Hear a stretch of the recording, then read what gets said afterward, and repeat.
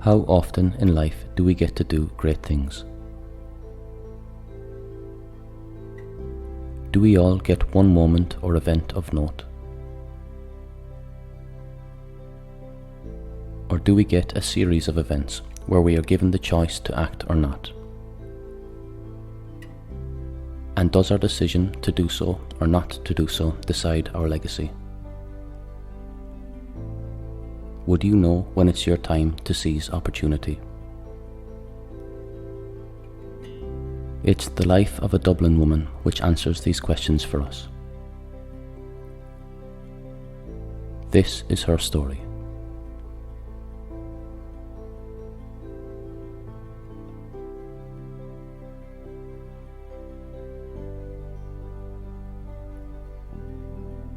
In Clonskea, County Dublin, in 1890, a child was born. Her name was Dorothy Stopford.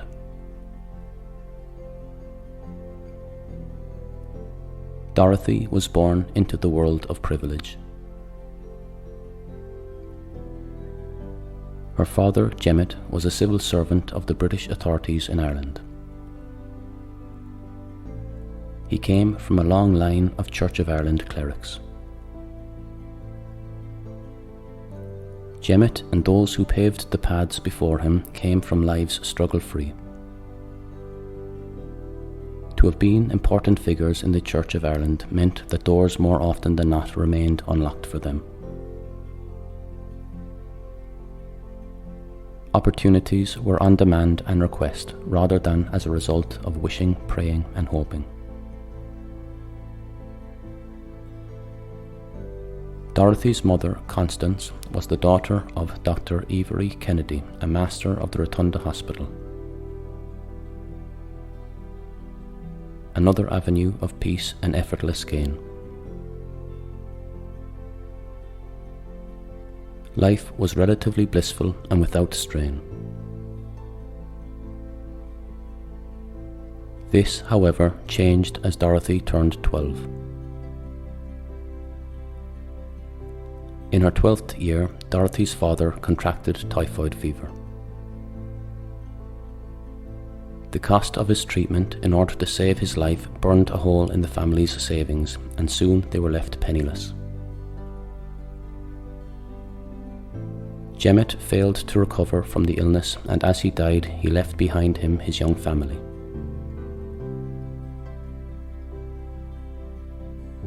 He left them broke, hopeless and fearful. As a method of survival, Constance sold the family home and they upped and left their home in Terranure for a new beginning in West Kensington, London.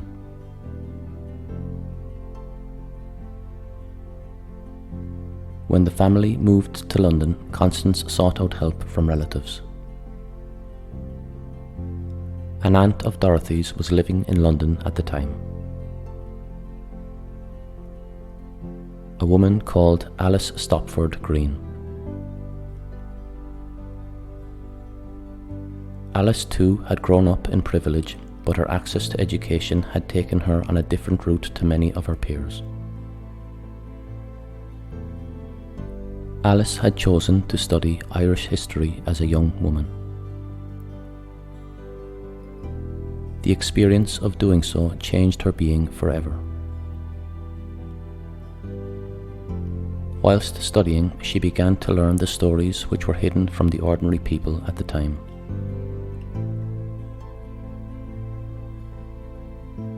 She learned about Emmet, Tone, O'Connell, McCracken, the brave pikemen of Wexford and the United Irishmen, the Irish brothers and sisters, both Catholic and Protestant, who stood together against the oppression of the Crown. She learnt of the history of the British Crown. She learnt of the palaces and castles they built on the graves of those deemed as peasants. She understood the practices used to enslave the free and blind the powerful.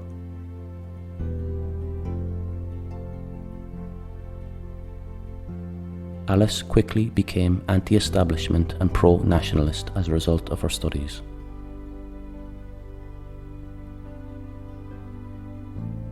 She used her position within the high classes of society to publicly discuss her opposition to what the English colonies were doing in South Africa.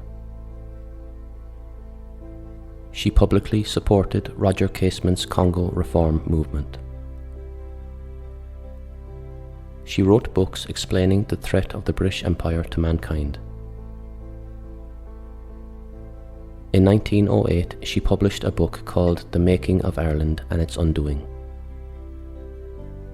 In 1914, she was very active in the movement of 1,500 rifles into Howth to arm Irish rebels against the Crown. As Alice's views and involvement in the Irish freedom movement grew, young Dorothy watched on closely. Influenced by her aunt, Dorothy began to listen to the stories Alice and her friends in the movement would tell.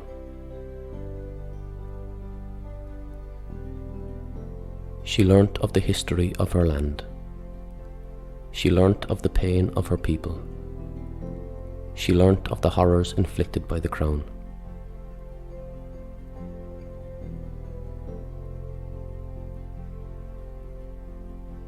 As Dorothy grew up in London, she worked very hard in school. When her school days ended, she first began working in the charitable organisation Society. This also gave her the opportunity to study a form of social science. Dorothy was also a very capable and talented artist.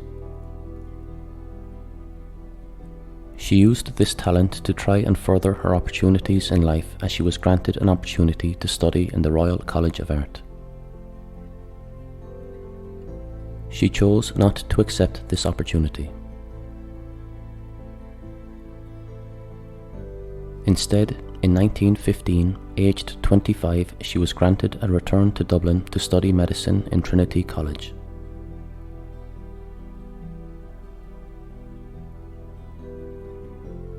Through her aunt, she became friendly with a man called Sir Matthew Nathan, one of the key figures of the British administration of Ireland. During her holidays and breaks from study, she would often spend time in Sir Matthew's home, a lodge in Phoenix Park.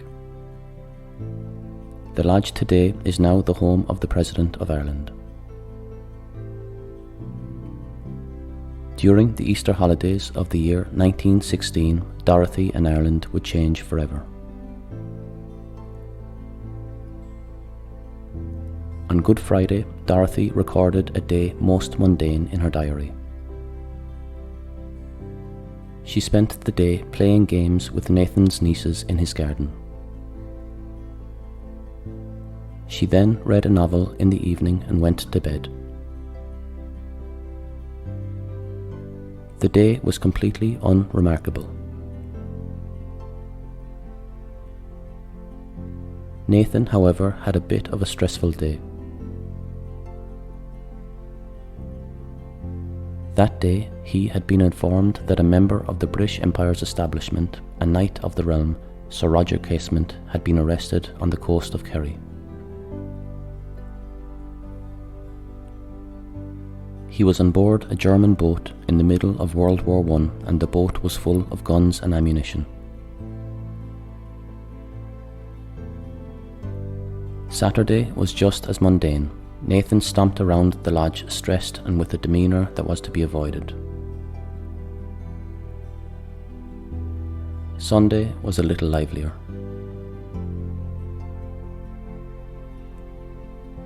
Nathan had to travel in and out of work in Dublin Castle for a series of meetings. Dorothy didn't quite know what was happening, but she and Nathan's nieces spent the day visiting friends around the city. For them, it was a perfectly normal day. When they returned to the lodge, they found that Nathan was still out at work, so Dorothy and Nathan's sister-in-law, Estelle, decided to wait up for his arrival.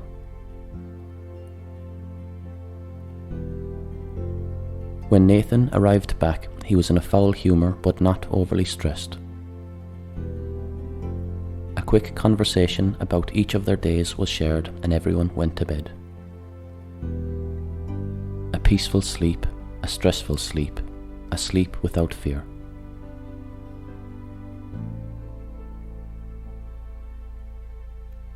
Across the city, the children of Ireland struggled to sleep.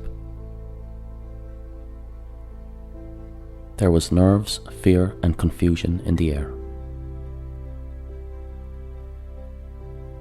They were on the eve of a glorious revolution. In the morning, Ireland would rise with the sun.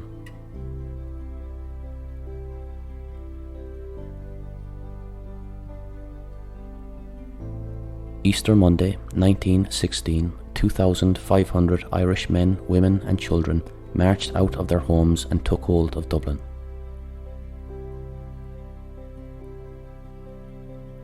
Across the edges of the Liffey, the rebels swarmed the city, claiming it in the name of the Irish people, free from oppression. War was declared, and they awaited the arrival of the Empire. As the rebels began infecting the city with freedom, they captured the garrisons required to battle the British.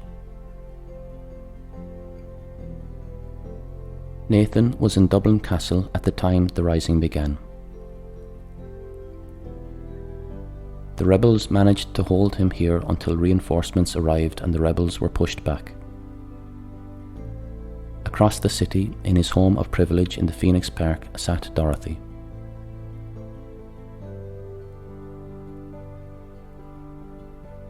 Dorothy awoke that Easter morning expecting it to be as mundane and eventless as any other. Happy and calm, partially boring, not too great, but not too bad either, just a day. She had her breakfast and looked onto the park as an Easter weekend breeze touched her cheeks.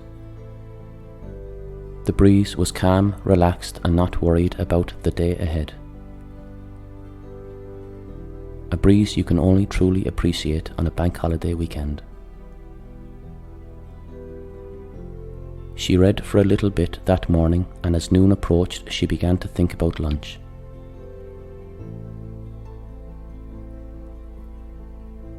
The thought did not stay with her long.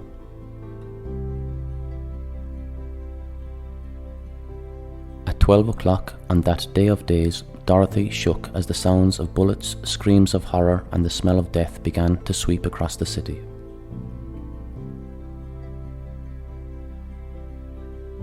A short distance from where she stood, near the forecourts, Irish rebels were attacking a British ammunitions convoy.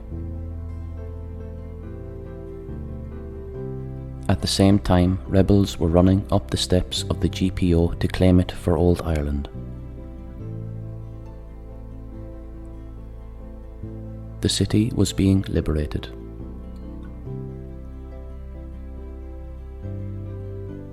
Dorothy and the others in the house scrambled together in the kitchen, fearful of what was happening outside.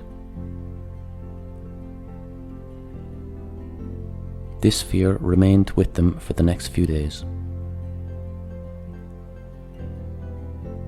Throughout the following days, they listened as rifles took lives and bombs reduced the city to rubble. They felt the booms of the Helga, a warship which effortlessly swam up the Liffey to expel life from the rebels and the innocent. It didn't discriminate where it landed its bombs and began shelling the city. Each boom rocked Dorothy from the inside. It felt as though the city was experiencing a series of small, frequent, and relentless earthquakes. It sounded as though Lucifer was rising. When the fighting ended and a level of calm under the eye of the British military came over the city, Dorothy and the others went to see for themselves what had happened. They saw that the city they loved had been reduced to rubble. The streets they had walked down as they shared stories with each other now had the bodies of young boys lying in them, never to rise again. The parks where they spent sunny afternoons were torn up by warfare. Blood now flowed where their joy once did. Dorothy was heartbroken and outraged by what had happened to her home. She blamed the rebels for causing this to happen. She understood her history, but didn't understand their need to enter into the horrors of war.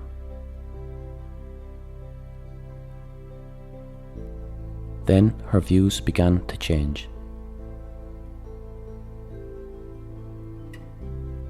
As one by one the British began to execute the sons of Erin, Dorothy's anger took a new shape. She was seeing for herself the power of the Empire. She was seeing that it did not care for man, woman, or child. It only cared for power.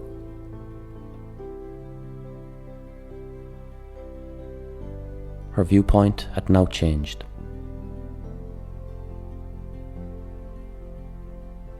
She once thought the rebels had caused the horrors. She now saw that the unjustified force of the Crown had brought horror and death to her home. She saw that the Crown had no interest in discussions or peace. She understood why the rebels had taken the fight to the British. They did not have the ears for reason, and war was the only way to gain their attention.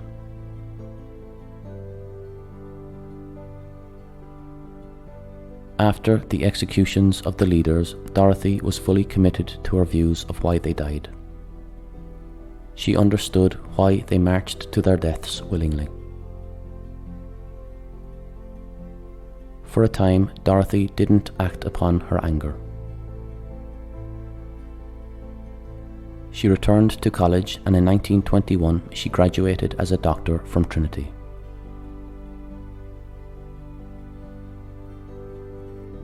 Towards the end of her studies, she joined Cumann na mBan, and as her knowledge of medicine grew, she shared this with volunteers, teaching them first aid and how to treat battle wounds should the need ever occur.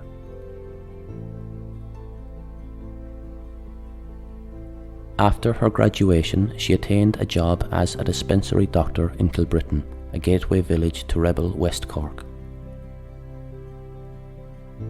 In Kilbrittain, she found it hard not to become involved with the rebels. They passed through here at night seeking medical attention, and Dorothy would treat them all. Soon they enlisted Dorothy as the medical officer to the local IRA brigade, as the rebels of West Cork took the fight to the British during the Irish War of Independence. West Cork was the battleground of Tom Barry, as he placed the fear of God into the hearts of those who wore British uniforms. Tom sent his injured men to Dorothy for treatment as he trusted her. Whilst Dorothy wasn't directly involved in the fighting herself, she was often awoken by the sounds of guns in the hills in the distance and awaited the wounded to come to her door for help. When the War of Independence ended, Dorothy's efforts were not over as the Irish Civil War swept over the land. After 800 years of fighting the British, we turned our guns on each other. Dorothy remained a Republican and supported the anti-treaty side.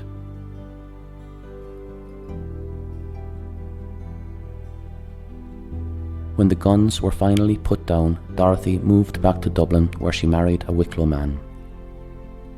District Justice and historian Liam Price, a Free State man, a pro-treaty supporter.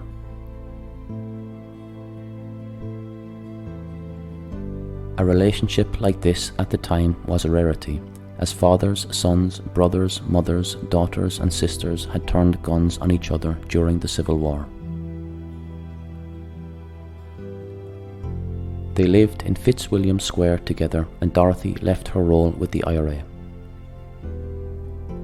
When back in Dublin, she began to work in St Ultan's Hospital in Baggot Street. It was a job she had got through her friend in Revolution, Kathleen Lynn. Her role in the hospital was to improve treatments. As part of this, she began to seek out a vaccination for tuberculosis.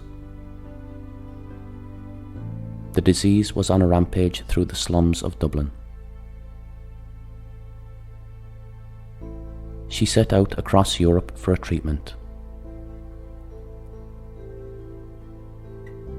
In Scandinavia, she encountered the pioneers of TB diagnosis and prevention. She learned what she could from them and listened as they described all their feelings in fighting the disease. They taught her how to test for TB and how to treat those who had it. She returned home and began testing straight away. As she did her tests, she found that many of those in the city slums had contracted TB and a form of immunity had built up. Those in the rural areas, however, had little to no exposure to it, and if they were to be exposed, it would power through their homes due to the lack of immunity.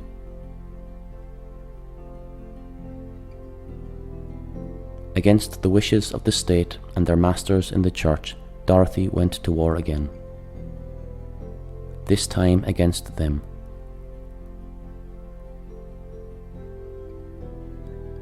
She began importing the BCG vaccine and testing its effectiveness.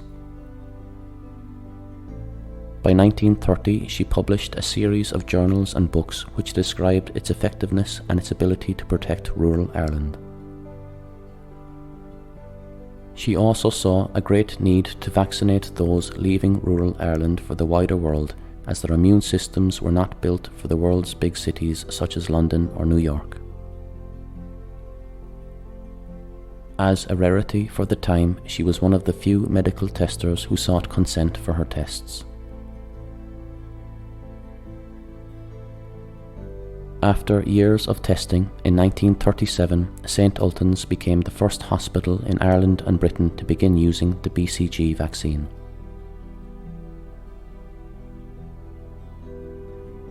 As a result of the effectiveness of the vaccine and the reduction of death rates as a result, she was nominated by the World Health Organization for the Leon Bernard Prize for contribution to social medicine. In 1949, Dorothy was made head of the National Vaccination Programme.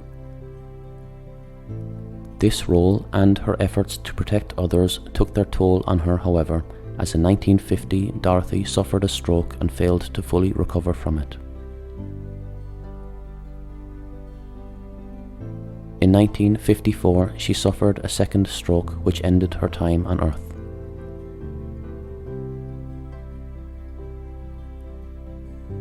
She is recognised today as the person who prevented the probable deaths of thousands in rural Ireland as a result of her work.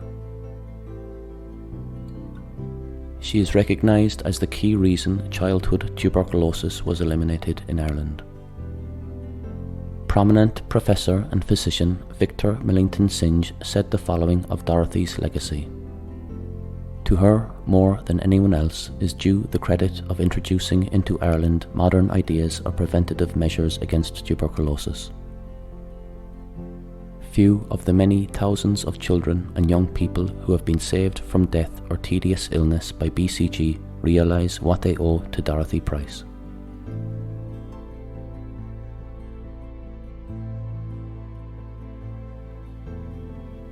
Today's music was written, performed and produced by myself, Ryan O'Halloran. The story was researched and scripted by Oren. If you would like to support this podcast, you can buy us a coffee at www.buymeacoffee.com/WeTheIrish or leave us a review on your podcast app. Ryan is Anand Dum, Gurav Mahagut, Slánanish.